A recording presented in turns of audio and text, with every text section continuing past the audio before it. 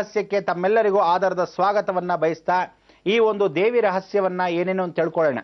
ನಿಮಗೆಲ್ಲ ಮುಖ್ಯ ವಿಚಾರಗಳನ್ನ ಮೇಡಮ್ ಅವರು ಕೇಳಿರ್ತಕ್ಕಂಥ ವಿಚಾರವನ್ನ ಮತ್ತಷ್ಟು ಪ್ರಶ್ನಾವಳಿಯನ್ನ ಪರಿಪೂರ್ಣವಾಗಿ ಶುಭ್ರಕರಿಸತಕ್ಕಂಥ ವಿಚಾರ ಅವಕಾಶವನ್ನ ಮಾಡಿಕೊಡ್ತೀನಿ. ಮೊದಲಾಗಿ ಇವತ್ತಿನ ದಿವಸ ಕಥಾಮಾಲಿಕಕ್ಕೆ ಹೋಗೋಣ. ಇವತ್ತಿನ ದೇವಿ ರಹಸ್ಯಕ್ಕೆ ಆ ಜಗನ್ಮಾತೆಗೆ ಮೊದಲಾಗಿ ಸ್ವಾಗತಿಸ್ಬಿಡೋಣ. ಆ ಜಗನ್ಮಾತೆ ಪಾಪ ಕಾಯ್ತಾ ಇದ್ದಾರೆ, ಅಷ್ಟು ದೇವಿಗಳ ಕಾಯ್ತಕ್ಕಂಥ ಅವಕಾಶವನ್ನು ನಾವು ಮಾಡಿಕೊಡಬಾರ್ದು. ಬನ್ನಿ ವೀಕ್ಷಕರೇ, ಆ ದೇವಿಯನ್ನ ಸ್ವಾಗತಿಸ್ಕೊಳ್ಳಿ.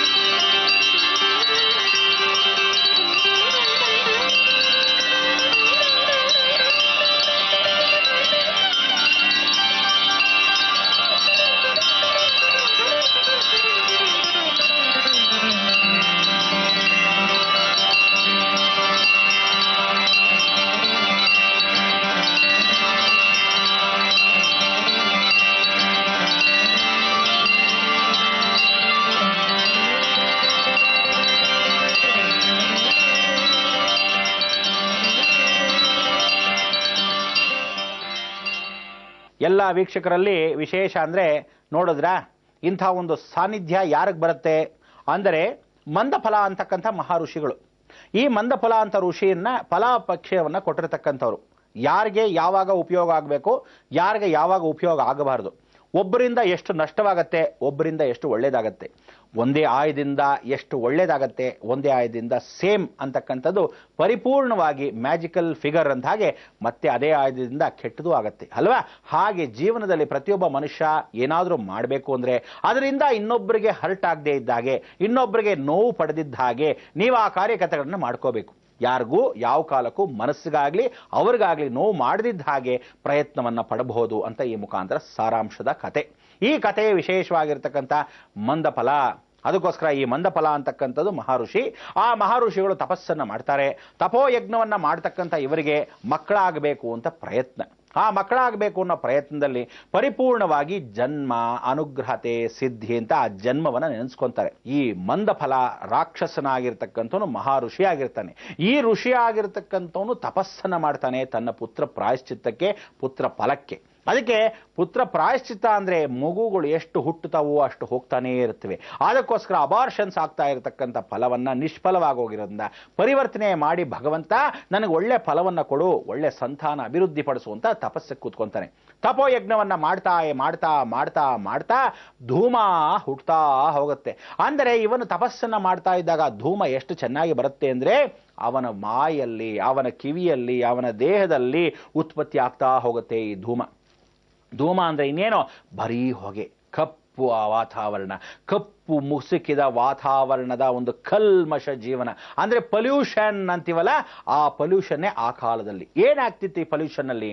ಏನೋ ಹರ್ಕೊಂಡು ಹೋಗ್ತಾ ಇತ್ತು, ಆಕಾಶವೆಲ್ಲ ಕಪ್ಪಾಗ್ತಾ ಇತ್ತು. ಇನ್ನೂ ಸ್ವಲ್ಪ ಹರ್ಕೊಂಡು ಹೋಗ್ತಾ ಇತ್ತು, ಅವನ ತಪಸ್ಸು ಇನ್ನೂ ಹೆಚ್ಚಾಗ್ತಾ ಇದೆ. ದೇವಲೋಕಗಳೆಲ್ಲ ಪರಿಪೂರ್ಣವಾಗಿ ಕಪ್ಪಾಗಿ ಹೋಯಿತು. ಇಂದ್ರಲೋಕ ಕಪ್ಪಾಯಿತು, ಅಲ್ಲಿ ಇರತಕ್ಕಂಥ ವರ್ಣಲೋಕ ಕಪ್ಪಾಯಿತು, ಮಹಾಗಣಪತಿ ಲೋಕ ಕಪ್ಪಾಯಿತು, ಸುಬ್ರಹ್ಮಣ್ಯ ಯಂತ್ರ ಕಪ್ಪಾಯಿತು, ಪರಿಪೂರ್ಣವಾಗಿ ಆಯುಧಗಳೆಲ್ಲ ಕಪ್ಪಾಗ್ತಾ ಬಂತು. ಆಗ ಮಹಾವಿಷ್ಣು ಲೋಕಕ್ಕೆ ಹೋಗೋಣ ಅಂತ ನಾರದ ಮಹಾಮುನಿಗಳು ಹೋಗ್ತಾ ಇರ್ತಾರೆ. ನೋಡ್ತಾರೆ, ಅಲ್ಲೂ ಕಪ್ಪು ವಾತಾವರಣ. ಅಂದ್ರೆ ವೈಕುಂಠ ಲೋಕ ಎಷ್ಟು ತಿಳಿಯಾಗಿ, ನೀಲಿಯಾಗಿ, ಆನಂದವಾಗಿರ್ತಕ್ಕಂಥ ಆ ಒಂದು ಮಂಜಿನ ಮುಷುಕ ವಾತಾವರಣ ಕಲ್ಮಶವಾಗೋಯ್ತು, ಕಪ್ಪಾಗಿ ಹೋಯ್ತು. ಅಲ್ಲೂ ಪೊಲ್ಯೂಷನ್. ಅದಕ್ಕೋಸ್ಕರ ಜೀವನದಲ್ಲಿ ಪೊಲ್ಯೂಷನ್ ಅನ್ನೋದು ಈಗ ನಮಗೇನು ಬರ್ತಿದೆ ಅದೆಲ್ಲ ಆ ಕಾಲದಲ್ಲೇ ಬಂದಿ ಹೋಗಿತ್ತು. ಅಂದ್ರೆ ಆ ಕಾಲದಲ್ಲಿ ಆಗಿದ್ದು ಈ ಕಾಲದಲ್ಲಿ ಆಗ್ತಾ ಇದೆ ಅಷ್ಟೇ ವಿನಃ ಬೇರೆ ಬೇರೆ ರೀತಿ.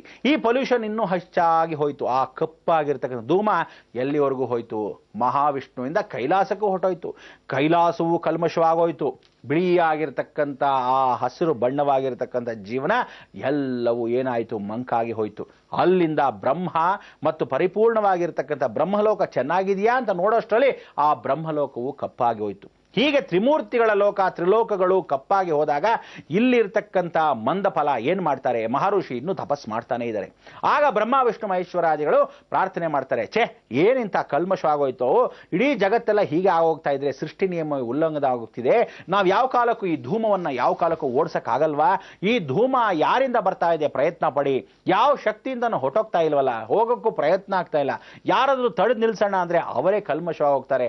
ಅವರಿಗೆ ದಿಕ್ಕೇ ತೋಚದೇ ಇದ್ದ ಹಾಗೆ ಆಗೋಗಿ ಅವರೇ ಮಂದವಾಗಿ ಹೋಗ್ತಾ ಇದ್ದಾರೆ. ಅದರಿಂದ ಏನು ಮಾಡೋದು ಅಂತ ತ್ರಿಮೂರ್ತಿಗಳು ಆಶ್ಚರ್ಯದಿಂದ ಇದ್ದಾಗ ಸಾಕ್ಷಾತ್ ಬರ್ತಕ್ಕಂಥ ಅವತಾರ ಯಾರು ಅಂತ ನೀವೇ ಹೇಳ್ಬಿಡ್ತಾ ಇದ್ದೀರಾ ಅಲ್ವಾ? ನಾರಾಯಣ ನಾರಾಯಣ. ಅಲ್ಲಿ ಬಂದ ನೋಡಿ ಶ್ರೀ ನಾರಾಯಣ.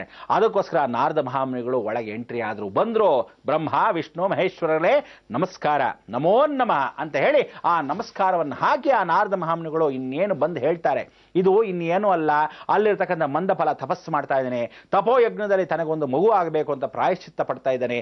ಅದಕ್ಕೋಸ್ಕರ ಆ ಪ್ರಾಯಶ್ಚಿತ್ತಕ್ಕೆ ಫಲವನ್ನು ಅಪೇಕ್ಷೆ ಪಡ್ತಾ ಇರೋದ್ರಿಂದ ಈ ರೀತಿಯಾದ ಅಪೇಕ್ಷೆಗಳು ಅವನಲ್ಲಿ ಕೇಳ್ಕೊಳ್ಳೋದು ಧೂಮವಾಗಿ ಹರಡ್ತಾ ಇದೆ. ಇದನ್ನ ಯಾರು ಶಮನ ಪಡಿಸ್ತಾರೆ? ಪ್ರಾರ್ಥನೆ ಮಾಡಿಕೊಂಡಾಗ ಬನ್ನಿ ಹೋಗೋಣ ಅಂತಾನೆ. ಆಗ ಮಂದಫಲದ ಹತ್ರ ತ್ರಿಮೂರ್ತಿಗಳಾಗಿರ್ತಕ್ಕಂಥ ಬ್ರಹ್ಮ ವಿಷ್ಣು ಮಹೇಶ್ವರಾದಿಗಳು ಹೋಗ್ತಾರೆ, ನೋಡ್ತಾರೆ. ಈ ಧೂಮದಿಂದ ಆಗಿರ್ತಕ್ಕಂಥ ಅನಾಹುತ ಭೂಲೋಕದ ಮೇಲೂ ಪೂರ್ತಿಯಾಗಿ ಆವರಿಸ್ಕೊಂಡಿರುತ್ತೆ. ಅಂದರೆ ನದಿ ನೀರುಗಳೆಲ್ಲ ಬತ್ತು ಹೋಗುತ್ತೆ, ಬೆಟ್ಟಗಳೆಲ್ಲ ಉರುಳು ಹೋಗ್ತಾ ಇರುತ್ತವೆ, ಜೀವರಾಶಿಗಳು ಗಿಡ ಮರಗಳೆಲ್ಲ ಒಣಗಿದ್ದಾಗ ಆಗೋಗುತ್ತೆ, ಪಕ್ಷಿ ಪ್ರಾಣಿಗಳಿಗೆ ನೀರೇ ಇರಲ್ಲ, ಆ ಪಕ್ಷಿ ಪ್ರಾಣಿಗಳೆಲ್ಲ ಒಣಗಿದ್ದ ಹಾಗಾಗುತ್ತೆ, ಮನುಷ್ಯ ಜೀವನವೇ ಸುಖವೇ ಆಗಿರ್ತಕ್ಕಂಥದ್ದೆಲ್ಲ ದಾರಿದ್ರ್ಯದಲ್ಲಿ ಹೊಟ್ಟೋಗುತ್ತೆ. ಹೀಗೆ ದೇವತೆಗಳಿಗೆ ಬಿಡದೇ ಇರತಕ್ಕಂಥ ಧೂಮ ಹೀಗಾಗೋಯ್ತಲ್ಲ ಅಂದಾಗ ಅಲ್ಲಿರ್ತಕ್ಕಂಥ ಮಹಾರಾಕ್ಷಸನಾಗಿರ್ತಕ್ಕಂಥವನು ಉದ್ಭವಿಸ್ತಾನೆ. ಈ ರಾಕ್ಷಸ ಉದ್ಭವಿಸಿದಾಗ ಪರಿಪೂರ್ಣವಾಗಿರ್ತಕ್ಕಂಥ ಒಂದು ಅಂಶವನ್ನ ಸೇರ್ತಾ ಹೋಗ್ತಾನೆ. ಅವನು ಈ ಧೂಮದಿಂದ ತಾನು ನಿಶ್ಶಬ್ದವಾಗಿರ್ತಕ್ಕಂಥವನು ಆಕ್ರಮಣ ಪ್ರವೇಶ ಮಾಡ್ತಾನೆ. ಆಹಾ, ನಾನು ನೋಡಿದ್ಯಾ, ಪ್ರಕೃತಿ ಚೆನ್ನಾಗಿಲ್ದಿದ್ದಾಗ ನಾನು ಚೆನ್ನಾಗಿ ಆವರಿಸ್ಕೊಂಡಿದ್ದೀನಿ, ಇಂಥ ಒಂದು ಶಕ್ತಿ ನನ್ನಿಂದ ಬಂತು ಅಂತ.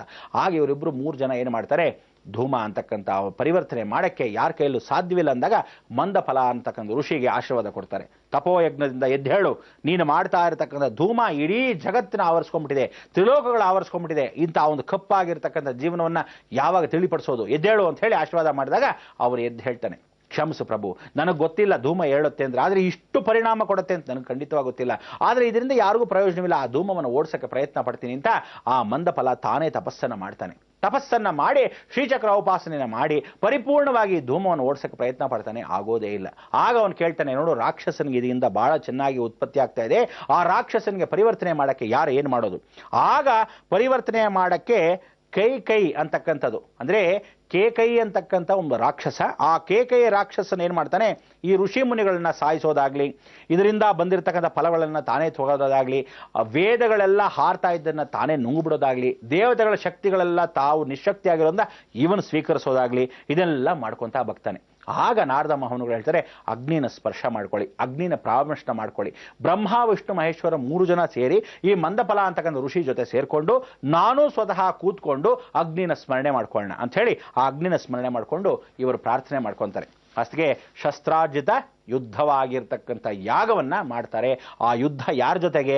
ರಾಕ್ಷಸ ವಂಶದ ಜೊತೆಗೆ, ರಾಕ್ಷಸ ಕುಲದ ಜೊತೆಗೆ, ಆ ರಾಕ್ಷಸ ತತ್ವವಾಗಿರ್ತಕ್ಕಂಥ ಪೊಲ್ಯೂಷನ್ ಜೊತೆಗೆ.